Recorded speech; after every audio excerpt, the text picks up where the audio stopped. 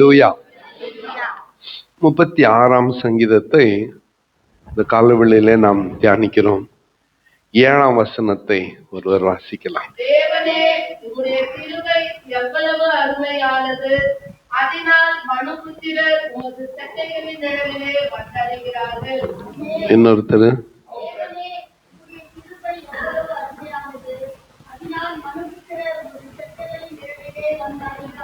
ஆமென். இன்னொருத்தர் How precious is your loving kindness, O God! Therefore the children of men put their trust under the shadow of your wings. ஆமென்.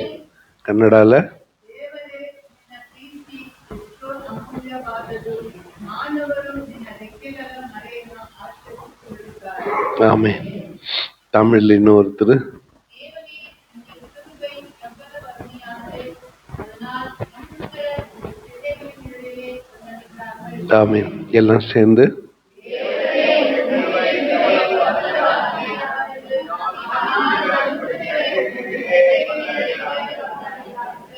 ஆமென். கைகளை தட்டி ஆண்டவருக்கு ஒரு காணிக்கை செலுத்தலாம்.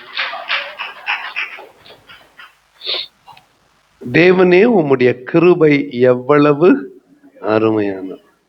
அது புத்திரர் உமது சட்டையின் நிழலிலே வந்தடைகிறார்கள். தேவனுடைய கிருபை எப்படிப்பட்டது சொல்லுங்க, எப்படிப்பட்டது? ஆண்டருடைய கிருபை எப்படிப்பட்டது? ஆண்டருடைய கிருபை எப்படிப்பட்டது? அருமையானது. கோடை காலத்துல மோர் அல்லது ஜூஸ் ஐஸ்ல இருந்து எடுக்கப்பட்டது குடிக்க எவ்வளவு ஜாலியா இருக்கும்ல. ஒருவேளை கேஜிஎஃப்ல ஒன்றும் தெரியாது உங்களுக்கு, கொஞ்சம் அப்படி வேலூர் அரக்கணம் பக்கம் போயிட்டு வாங்க. அந்த அந்த அந்த குளிர்ச்சி அப்படியே ஒருமையான மகிழ்ச்சியை கொடுக்கும். ஆமா தானே? அப்போ வாயில இருந்து ஒரு வார்த்தை வரும், அருமையா இருந்துச்சு. மோர் எப்படி இருந்துச்சு? அருமையா. அதே மாதிரி குளிர் காலத்துல காலையில 5 மணி, கிறிஸ்மஸ் டைம் எல்லாம் உதருது. அந்த நேரத்துல யாரும் வந்து ஒரு சூப்பர் காஃபி ஒன்று கொடுக்குறாங்க, சூடா மணக்க மணக்க. அதை குடிச்சிட்டு என்ன சொல்றோம் சொல்லுங்க? காஃபி ரொம்ப அருமை, டீ காஃபியா அருமை சொல்றோம், கிருபைய சொல்லாம விட்டுறோம். இந்த தாவீதுக்கு தெரிஞ்சிருக்கு ரொம்ப அருமையானது எது சொல்லுங்க? தேவனே, உம்முடைய கிருபை எவ்வளவு அருமையானது. அல்லேலூயா. கன்னடா பைபிள்ல ரொம்ப அழகா சொல்லி இருக்கு, படிமா இன்னொரு முறை.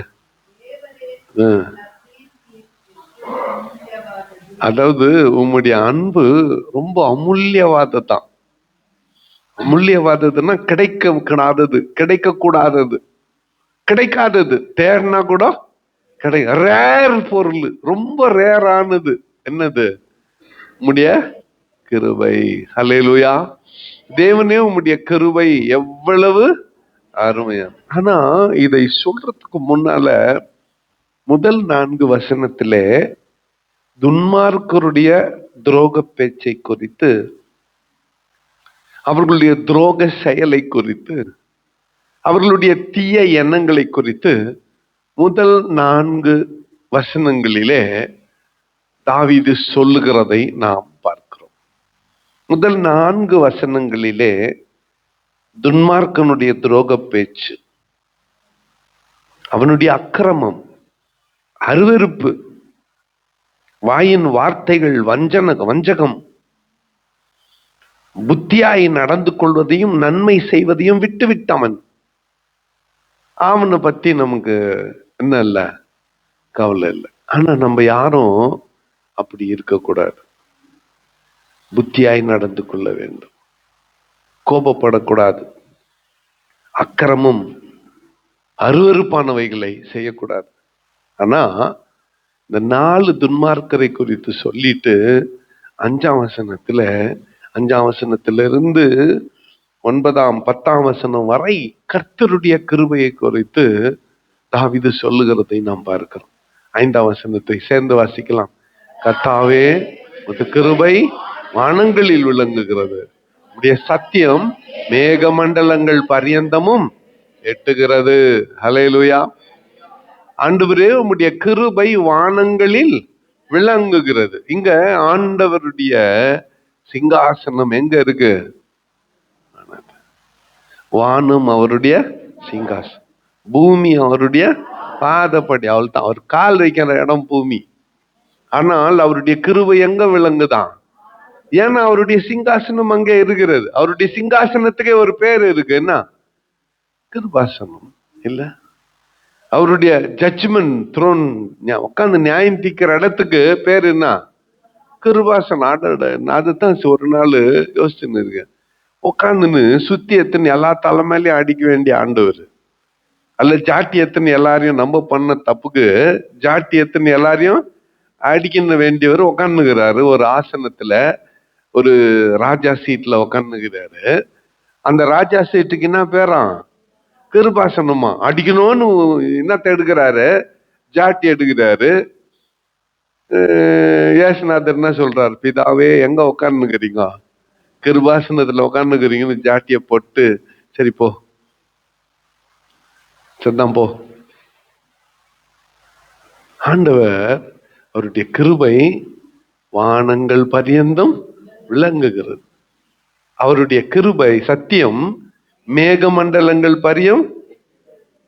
இப்படி சொல்லிட்டு அந்த சங்கீதக்காரனாகிய தாவீது 7ஆம் வசனத்துல சொல்லுகிறான், தேவனே உடைய கிருபை எவ்வளவு அருமையானது, அதனால் மனுபுத்திரர் உமது சட்டையின் நிழலிலே வந்தடைகிறார்கள். ஹல்லேலூயா. கிருபைக்கிற இடத்துல ஓடி போய் ஒளிஞ்சுக்கணும். அதுதான் இந்த மாதத்துக்கான கர்த்தருடைய வார்த்தை. கிருபைக்கிற இடத்துல போய் நாம் என்ன பண்ணலாம்? ஒளிந்து கொள்ளலாம். தேவனே உம்முடைய கிருபை எவ்வளவு அருமையானது, மனுபுத்திரர் உமது சட்டை நிழலிலே வந்தடைகிறார்கள். 91ஆம் சங்கீதம் 1 வசனம் என்ன சொல்லுங்க பார்க்கலாம், எல்லாருக்கும் தெரியும். உன்னதமானவரின் சர்வ வல்லவருடைய, எப்படி மனப்பாடம் ஆச்சு? கொரோனா மனப்பாடம் பண்ணிச்சு இந்த சங்கீதத்தை இல்ல. அதே வார்த்தையை தான் இங்கே தாவீதும் பயன்படுத்தி இருக்கிறான். மனுபுத்திரர் உமது சட்டையின் நிழலிலே வந்தடைகிறார்கள். ஹல்லேலூயா.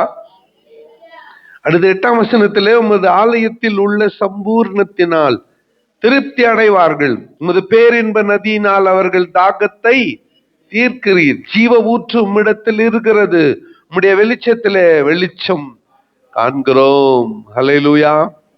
ஒரு அல்லேலூயா சொல்லுங்க. உமது ஆலயத்தின் சம்பூர்ணத்தினால் திருப்தி அடைவார்கள், உமது பேரின்ப நதியினால் அவர்கள் தாகத்தை தீர்க்கிறீர். ஹல்லேலூயா. நல்ல கவனிங்க. ஆண்டவருடைய கிருபையால பல தேசங்களுக்கு போயிருக்கிறேன். விலை உயர்ந்த ஹோட்டலுங்கள்ல தங்கி இருக்கிறேன். ஒரு ராத்திரிக்கு 10-15 ரூபாய், இன்னும் அதிகமா கூட ஒரு ராத்திரிக்கு தங்குறதுக்கு அப்படிப்பட்ட ஹோட்டல்ல தங்கி இருக்கிறேன். ரொம்ப விலை உயர்ந்த சாப்பாடு சாப்பிட்டு இருக்கிறேன்.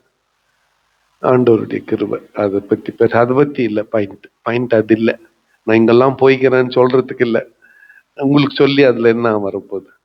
அதுக்கு இல்லை. ஆனா அங்கெல்லாம் கிடைக்காத ஒரு சுகம், ஒரு ஞாயிற்றுக்கிழமை காலையில எந்திரிச்சு இந்த வழியா உள்ள பிரவேசித்ததும் ஆண்டுடைய சமூகத்துக்கு வரம் பாருங்க. அந்த வாசல் கிட்ட அந்த செருப்பை கழட்டிட்டு உள்ள பிரவேசிக்கிறோம் பாருங்க. அப்ப இருக்கிற அந்த சந்தோஷம், அந்த நிம்மதி, அந்த அந்த திருப்தி வேற எங்க போனாலும் கிடைக்கிறது இல்லை. அனுபவிச்சுட்டு சொல்றேன், வேற எங்க போனாலும் அந்த திருப்தி கிடையாது. கர்த்தருடைய ஆலயத்தில் உள்ள சம்பூரணத்தினால் திருப்தியாக, ஒரு பேரின்ப நதியினால் அவர்கள் தாகத்தை தீர்க்கிறீர். ஹல்லேலூயா. அருமையான ஆண்டவருடைய பிள்ளைகளை, ஆண்டவருடைய சமூகத்துல தான், அவருடைய சம்பூர்ணத்தினால் தான் நாம் திருப்தி அடைய முடியும். ஹல்லேலூயா. ஜீவ ஊற்று உம்மிடத்தில் இருக்கிறது, உம்முடைய வெளிச்சத்திலே வெளிச்சம் காண்கிறோம். 10ஆம் வசனத்தை வாசித்து நிறைவு செய்யலாம்.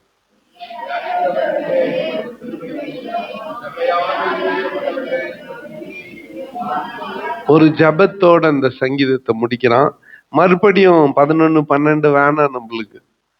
ஏன்னா பெருமைக்காரரின் கால் என் மேல் வராமலும் துன்மார்க்குடைய கை என்னை பறக்கடியாமலும் இருப்பதாக. இந்த பெருமைக்காரர் பத்தி எல்லாம் நம்மளுக்கு என்ன பேச்சு? அவங்க பெருமை பேசினேக்கிட்டோம். நான் யார் தெரியுமா, நான் என்ன தெரியுமா, இப்படி யார் தெரியும் உனக்கே தெரில. அதனால தான் யார் தெரியுமான்னு மற்றவங்களை கேட்டு அவங்க கதை நம்மளுக்கு என்னத்துக்கு? பெருமைக்காரர். உண்மையாவே 11, 12 வேணாம். ஆண்டவருடைய கிருபையோட நிக்கலாம். அதாவது தாவீது இப்படி சொல்லி ஒரு ஜெபத்தை ஏறெடுக்கிறான். உம்மை அறிந்தவர்கள் மேல் உமது கிருபையும், செம்மையான இருதயம் உள்ளவர்கள் மேல் உமது நீதியையும் பாராட்டியும். ஆண்டவரை நீ அறிஞ்சிட்டு இருக்கிறல்ல, ஆண்டவர் யாருன்னு உனக்கு தெரியும்ல, உன் மேல கிருபை கேரண்டி. நீ ஆண்டவர் ஏசப்பான்ட்டியா, அவர் கிருபை உன் மேல கேரண்டி. Grace is guaranteed. ஆள்தான் முடிஞ்சிச்சு. கிருபை உன் மேல போட்டாரு, சீல் போட்டார். போ, அவருடைய கிருபையினால் உன்னை மூடிக்கொள்ளுகிறார். அல்லேலூயா.